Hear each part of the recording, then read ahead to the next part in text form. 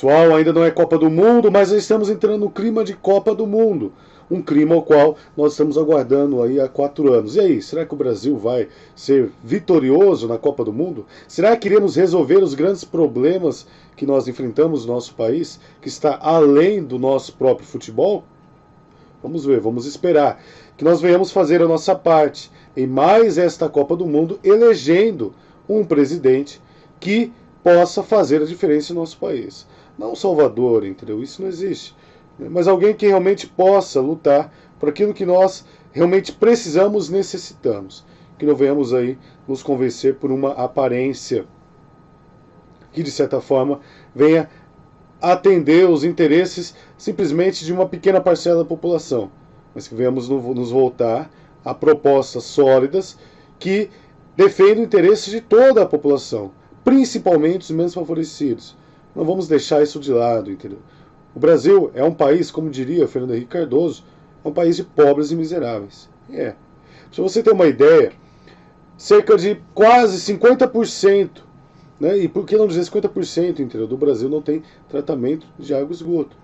Você tem pessoas que vivem, entendeu, extrema miserabilidade no norte e nordeste do país. E infelizmente precisam da Bolsa Família. E não precisam da Bolsa Família simplesmente porque não querem trabalhar. Isso é um discurso extremamente preconceituoso.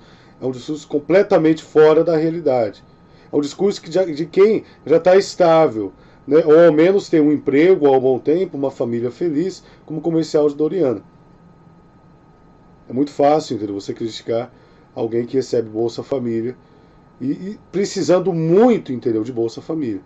Há locais no norte e nordeste do nosso país, infelizmente, que a pessoa não tem outra alternativa senão viver de Bolsa Família. Mas não vamos falar a respeito simplesmente disso hoje, vamos falar a respeito da greve dos caminhoneiros. E a greve dos caminhoneiros é algo que está tomando aí conta das manchetes. Né? Percebemos que isso daí está fazendo parte, aí, no caso aqui, das grandes mídias, né? Dos veículos de comunicação. E não é por menos, entendeu? Né? A greve dos caminhoneiros está gerando uma série de problemas no nosso país, em virtude dessa questão do não abastecimento. É perceptível também, né, que a greve dos caminhoneiros, de certa forma, está despertando uma, vamos dizer assim, uma certa empatia, né, pela maioria das pessoas, entendeu? Você não vê uma crítica muito grande, por exemplo, em relação à greve, o ato de se fazer greve, como a gente vê em alguns momentos, por exemplo, em relação aos professores, em relação ao lixeiro, né, em relação a outros profissionais. Em relação aos caminhoneiros, é perceptível, entendeu? Que não há essa crítica em relação àquilo que eles estão desenvolvendo, que é constitucional, totalmente constitucional. E por que ocorreu essa greve? E por que ela vem ocorrendo? Na verdade, a greve dos caminhoneiros é algo que acontece a partir de 2000.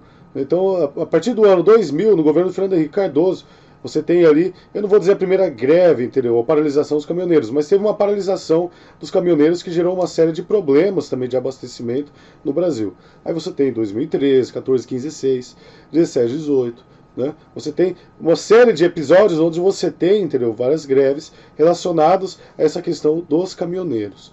Há uma série de discussões e há uma série de comentários, né, a respeito das causas, né, o que levou os caminhoneiros a realizar essa greve. Uma coisa que é comum em relação à greve do ano 2000, essa greve de agora, 18 anos depois, é essa questão do imposto sobre o diesel, né, que pode levar, no caso aqui, se for extinto esse imposto, né, esse PIS/COFINS aí, a uma diminuição, logicamente, do valor do diesel. E uma série de outras também características que envolvem as questões trabalhistas, principalmente em relação ao caminhoneiro autônomo. Ele tem um caminhão próprio e ele trabalha de maneira autônoma. Só que é perceptível também, então, na greve dos caminhoneiros, né, um certo envolvimento de várias empresas também. Não é só o sindicato lutando pelos trabalhadores, o que é bom, é viável. Tem que acontecer. Um sindicato que funciona é um sindicato que luta pelos trabalhadores. Não é um sindicato que desenvolve viagens, excursões para Camboriú, corta cabelo de graça, faz uma restauraçãozinha ali, né? Dá um desconto, por exemplo, em dentista, uma coisa meio que paliativa que na verdade não vai resolver o problema geral do trabalhador, o problema real dele. O sindicato ele serve para o quê? Para defender os interesses do trabalhador. Sindicato é para trabalhador. O sindicato não é para a classe patronal. A classe patronal ela emprega o trabalhador. O sindicato vai defender os interesses dele. Houve uma discussão anteriormente na internet, e são aquelas pérolas na internet, que as pessoas acabam aderindo a essa forma de discurso, mas de maneira ingênua, ou porque não querem mesmo saber o que significa. A palavra pelego, né? Pelego significa puxa-saco. O significado de pelego, nesse caso aqui, é o quê? É puxa-saco. E essa palavra pelego ela foi atribuída a atos de corrupção e algumas organizações sindicais, isso aqui estou falando há anos atrás, estou falando agora, recentemente, alguns anos atrás, né? E também algumas atitudes também corruptas de alguns movimentos de esquerda, alguns líderes de esquerda, eram considerados pelegos. Ah, seu pelego. Não, pelego é puxa-saco. Pelego é o contrário disso daí. Não que, por exemplo, os sindicatos não haja, por exemplo, corrupção em várias lideranças sindicais ou sindicatos ou movimentos mesmo, entendeu? Que procuram aí resolver problemas que o Estado, infelizmente, não tem resolvido. Não, lógico que há, entendeu? Aproveitadores, corruptos, né? Pessoas que se utilizam, por exemplo, o dinheiro ali que é angariado para defender o interesse próprio, né? Para iludir as pessoas, né? Isso é pelego. Isso é ser pelego. Cara, isso não é ser pelego, isso é ser corrupto. Pelego é quando o sindicato, por exemplo, a única coisa que ele faz é defender o quê? É defender o seu direito, por exemplo, de ir para uma viagem, de você cortar cabelo. O sindicato que faz isso, entendeu? É o sindicato que simplesmente serve à classe patronal. É o sindicato que vai conversar ali com o patrão, com a empresa, para ver o que o patrão deseja. E ele não escuta o trabalhador, ou ele ilude o trabalhador. O trabalhador vai lá, vai conversar, entendeu? No sindicato para falar a respeito de questões trabalhistas, o que vem acontecendo no trabalho. O cara do sindicato vai lá e liga para o patrão, entendeu, né? E o patrão, quando o funcionário já chega na loja, no departamento onde ele trabalha, o sindicato já avisou o patrão, ó, seu funcionário veio aqui falar isso. Isso é um sindicato nojento, entendeu? É um sindicato vagabundo, é um sindicato que não serve para nada, é um sindicato que serve simplesmente para corte de cabelo. Esse tipo de sindicato tinha que ser extinto no Brasil. É um sindicato que não serve. Esse sindicato ele surgiu, essa forma sindical, ela surgiu na época da ditadura. Os militares, eles procuraram, entendeu, através das bases de segurança nacional, era o nome, entendeu, que era relacionado a essa questão de caça ao elemento subversivo, que era alguém que não necessariamente precisava ser um comunista, mas alguém que tinha uma visão um pouco mais igualitária ou humana em relação a essas questões sociais. Qualquer ação, entendeu, social, que de certa forma despertasse, por exemplo, uma visão um pouco mais social, ou um interesse, por exemplo, coletivo no trabalhador, já era taxado como algo criminoso, marginal, subversivo, ou terrorista. E isso, entendeu, né, ocorreu durante a ditadura militar. Então todos os sindicatos, eles foram obrigados a se comportarem assim. A não ser, por exemplo, a CUT, a liderança sindical, os sindicatos metalúrgicos. Mas isso aí você vê no final do período militar. O Lula foi até preso durante esse momento aí, ele era um líder sindical, né, durante esse momento. Não tem nada a ver com a imagem do Lula hoje, a imagem do Lula desse momento com a imagem do Lula hoje. Dá para fazer um recorte muito grande em relação a isso, né? E nesse momento, entendeu? Os militares já estavam deixando a cena, né? Já estavam saindo, entendeu, daquele espaço, já estavam deixando o ambiente político, né? A administração política já estava sendo transformada. O Brasil já estava passando para um movimento democrático, porque não era mais interessante para os norte-americanos, entendeu, né? Ter esse controle sobre as pessoas de maneira geral. Então, logicamente, que a partir desse momento os sindicatos começaram a ganhar força. E depois, posteriormente, você tem um desenvolvimento de partidos de esquerda, partidos comunistas que começaram a surgir no Brasil. Justamente por essa liberdade de expressão que é próprio da democracia. Ditadura é quando você impede, entendeu, que qualquer movimento contrário àquele regime que foi imposto se desenvolva. Ela pode ser de direita ou esquerda. É outra discussão que se tem hoje em dia, entendeu, né? As pessoas acreditam na fara dos dentes, coelhinho da Páscoa, Papai Noel, e acreditam, entendeu, que o fascismo e nazismo é de esquerda e que não tem ditadura de direita, né? Essa é uma besteira tão grande. É lógico que tem, entendeu? É lógico que existiu. E no Brasil teve duas ditaduras. Você tem a ditadura de Getúlio Vargas e a ditadura militar. Ambas ditaduras de direita, não tem nada de esquerda, entendeu? Por mais que o Getúlio, por exemplo, fosse populista, e ele era, mas ele não era de esquerda. Outra coisa também, o Brasil nunca foi socialista. Dizer que o Brasil, por exemplo, ele vive uma ditadura socialista através da manipulação de urnas eletrônicas. É completa ilusão também, entendeu? Isso não existiu. Merece uma cornetinha, né? O Brasil viveu uma ditadura socialista. Não viveu, entendeu? Se tivesse vivido, a administração do Estado e política seria bem diferente do que é. Eu não estou defendendo um regime socialista, não é isso não estou defendendo. Não quero que isso ocorra. Mas o que estou dizendo é que o Brasil não viveu uma ditadura socialista. Vamos falar a respeito da greve dos caminhoneiros. Vamos voltar a esse assunto que nos chama a atenção, esse assunto que realmente é muito sério e precisa ser falado ou debatido. A greve dos caminhoneiros é resultado de toda uma crise que se instaurou no Brasil. E essa crise não é de hoje. Né? Essa crise ela vem se arrastando há um bom tempo. E essa crise não é característica simplesmente do sistema de governo, democracia, mas é o resultado de toda uma formação histórica do Brasil. Não precisa dormir não, pode ficar acordado, entendeu? Né? Não vou adentrar muito nesse conhecimento relacionado à história do Brasil e processo colonial do Brasil. Mas é bem interessante deixar claro que no Brasil há uma divisão social, uma divisão de classe muito grande. E essa divisão de classe, divisão social, a origem dela está o quê? No período colonial do Brasil, onde você tem mais de 300 anos de período colonial, onde você tem uma formação escravocrata. Toda a economia do Brasil era baseada sobre a escravidão. O Brasil foi o país que mais recebeu imigração forçada africana. O Brasil é o país que mais tempo manteve a escravidão. E depois da escravidão, você tem uma grande leva de imigrantes vindo para o Brasil. Você tem japoneses, italianos, espanhóis. O Brasil é a segunda maior colônia japonesa fora do Japão. Para você ter uma ideia, entendeu? Né? Mas, e essa população inteira que foi expulsa das fazendas aí? O que aconteceu com eles? Nada. Eles não tiveram direito à terra, não tiveram direito a emprego.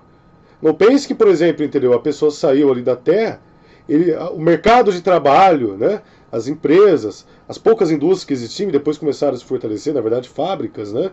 Começaram a abrir as portas, entendeu? Para todas as pessoas. Lógico que não, entendeu? Né? Então, onde que foi parar essa massa? Aí você tem a formação dos cortiços, você tem a formação, por exemplo, dos morros, as favelas, dos grandes centros populacionais. Então você tem toda vamos dizer assim, uma estrutura, né, colonial que antes ele era ativo, embora não recebesse, e agora está inativo e não recebe, não se alimenta. Aí você tem uma série de problemas sociais que acompanham tudo isso daí. Né? Dizer que, por exemplo, entendeu, problemas sociais não causam violência é mais pura ilusão, é fantasioso, né? É egocêntrico demais. Achar que, por exemplo, entendeu, uma questão social, alguém que nasce em uma família totalmente desestruturada, nasce em um ambiente terrível, onde ele não tem outra alternativa a não ser, entendeu, o crime que chama ele, é também falta de humanidade. Não é defendendo o criminoso tem que ser responsabilizado. O Brasil ele é muito conivente com a impunidade. Infelizmente, o Brasil ele tem essa característica, infelizmente. Ele não soube equacionar e resolver esse problema, entendeu? Do Código Penal, da aplicação do Código Penal. Antes, no Brasil, a condenação, a pena era o quê? Era a morte, era o esquartejamento. Isso aí, você pensa, entendeu? O Virgulino Ferreira, por exemplo, no período republicano do Brasil, na década de 30, por exemplo, né? Ele foi morto, foi decapitado. Todo o seu bando foi decapitado e colocaram a cabeça ali, próximo à igreja, numa escadaria, né, numa representação ali, né, numa estante, para que todas as pessoas vissem o que aconteceu. Na República, não era período imperial, por exemplo, no Brasil, não foi na época de Tiradentes, antes do período imperial ali, não, na República. Então perceba, entendeu, que o Brasil ele não conseguiu equacionar essa questão, entendeu, do Código Penal, de aplicação do Código Penal. Então, o Brasil ele tem que desenvolver isso daí e seriamente. Mas voltando ao assunto, novamente aqui na questão da greve dos caminhoneiros, a crise que se instaurou no Brasil não está relacionada só, logicamente, a gente sabe só aos caminhoneiros, ou a arrecadação tributária no Brasil, que tem que ser mudada. Né? Logicamente, é muito imposto, combustível então, é muito alto, isso gera uma série de problemas, inclusive aumento de preços de muitas mercadorias. Né? Um produto que sai da terra ali, até ele chegar à mesa do consumidor, ele já vem caro por causa do imposto. né, que é atribuído por ele em relação ao combustível, em relação ao ICMS também, que é o Imposto sobre o Produto. Então tudo é muito caro para nós e não acompanha o nosso salário, que também é defasado, né? Essa questão do desemprego em massa do Brasil também. O fato é que o Brasil nos últimos anos, principalmente, eu vou dizer de últimas décadas, mas nos últimos anos, ele vem enfrentado aí uma crise muito grande, uma crise política, uma crise ideológica, uma guerra político-partidária, que fez com que o Brasil entrasse numa desestabilização política, que resultou em problemas econômicos. Você não tem uma confiança em relação ao Brasil, né, por conta desses confrontos ideológicos, dessa instabilidade política, aí que ocorre, né? Ocorre toda uma perda de investimentos, né, em várias áreas do interior do Brasil. Né, há uma desconfiança, há um problema. Isso daí vai gerando uma série de outros problemas, como desemprego, né, e, consequentemente, o desempregado ele compra menos, ele consome menos, e assim sucessivamente, isso daí vai levando a todo um ciclo, entendeu, de desemprego em massa tal, e crise que se instaurou no Brasil. Mas a origem dessa crise do Brasil, o fator é político ideológico, é guerra partidária, é direita e esquerda, né? Tudo isso daí que se desenvolveu ali aconteceu no Congresso. Né? Essa instabilidade, o rompimento, o racha ali entre PMDB e PT, levou também, entendeu, a essa crise. A própria deposição, entendeu, do presidente Dilma Rousseff, o impeachment dela, né? A ascensão agora, né, agora que eu falo, alguns anos aí do presidente Michel Temer, né, na política, no cenário nacional, administrando o Brasil e servindo a interesses de pessoas que já estavam pressionando, entendeu, vários presidentes para que isso acontecesse logo no Brasil. É lógico, é público notório, entendeu, que muitos empresários, a maioria dos empresários, ninguém gosta, entendeu, né, dessas leis trabalhistas no Brasil. E não é só por causa do encargo que ele paga, né, para a União, para ter um trabalhador para si, não é isso, mas em relação às leis trabalhistas, propriamente dito, entendeu? Ele quer ter uma flexibilização melhor, ele quer pagar menos, ele quer ter a chance de se livrar, entendeu, daquele funcionário ali, quando for conveniente a ele, sem dar muitas explicações ao Ministério do Trabalho. Então você tem uma série de problemas em relação a isso também, que aconteceu no Brasil. Isso daí, essa questão, por exemplo, de leis trabalhistas, não está relacionada simplesmente à crise, porque o empregador agora está mais endividado. Não é isso não. Isso aí está relacionado ao interesse desse empregador. Infelizmente isso vem ocorrendo no Brasil. Em relação à greve dos caminhoneiros, lógico, entendeu, né, que é algo sério, deve ser visto, o presidente deve, entendeu, aí desenvolver um diálogo forte, entendeu, com essas organizações que representam os caminhoneiros, no caso aí, para resolver esse problema, né, para que se resolva essa questão do abastecimento. É lógico que a greve é constitucional, é lógico, entendeu, que qualquer trabalhador deve realizar greve para que ele possa, entendeu, ter seus direitos resguardados. Mas o interessante e o correto é que a população, de maneira geral, também seja solidária a outras greves, a outras manifestações, né? Como eu falei anteriormente, em relação aos lixeiros, que, por exemplo, entendeu, trabalham tanto, né, e não pode fazer greve, em relação, por exemplo, aos professores, em relação aos comerciários, quem trabalha no comércio. Quem que ajuda quem trabalha no comércio? A pessoa trabalha, por exemplo, em uma loja, no departamento, trabalha, por exemplo, no mercado, trabalha em algum outro local. Quem que vai auxiliar ele? Que sindicato que cuida desse trabalhador? Que ele precisa ter direitos também resguardados. Trabalha-se tanto, quase não tem folga, ganha-se muito pouco. Se vender, ganha. Se não vender, não ganha. Às vezes o salário, por exemplo, que ele ganha ali, não dá, então, para suprir as necessidades dele, sempre endividado. Esse é o trabalhador, né? Trabalhador aí do comércio. Quem que vai ajudar ele? Quem que vai resguardar ele? Deus, tudo bem, Deus sim, amém, né? Logicamente. Mas é necessário também que se pense, entendeu, nesse trabalhador. É necessário que todos tenham uma consciência de classe. E é isso que nós devemos ter, consciência de classe. Valorizar outro profissional que está nos auxiliando naquele momento. É um garçom que vai nos atender em um determinado momento. É um outro profissional que está desenvolvendo o trabalho dele. Se colocar no local dele, ele é trabalhador como você, como eu, como a maioria de nós, né, que não vive aí na sombra. Pessoal, muito obrigado pela participação. Olha, não esqueçam aqui, né, a página 7Live, esse número 7 aqui para vocês não esquecerem, a nossa página 7Live. Vamos discutir outros temas também. Aliás, volto a dizer em relação ao nosso tema que nós estamos trabalhando agora, em relação ao greve dos caminhoneiros. Qual a maior solução que nós podemos encontrar para o nosso país para resolver ou equacionar vários problemas? A eleição está aí. O Brasil tem uma das melhores formas de eleição do mundo. melhores formas de eleição do mundo, apuração, democrática, organizado. Devemos escolher o melhor candidato. Um candidato que realmente venha defender o interesse de todos, não o interesse só de alguns, não desprivilegiando alguns, não categorizando algumas pessoas como o mal que precisa ser extirpado da nossa nação para que a nação venha florescer novamente. Não caia nessa, entendeu? É necessário que o novo presidente venha atender ao interesse de todos de uma maneira equilibrada e correta. Se voltando a todos os problemas que o Brasil tem, de maneira geral, não só uma característica específica, porque é muito fácil. A gente sabe que isso também não resolve. Pessoal, muito obrigado a todos aí. Curtem a página. Estamos juntos aí mais uma vez nessa página CV Live com um novo formato. Formato agora Copa do Mundo. Estamos juntos mais uma vez. Muito obrigado. Até a próxima. Beijo. Tchau, tchau. E... Ai, Brasil!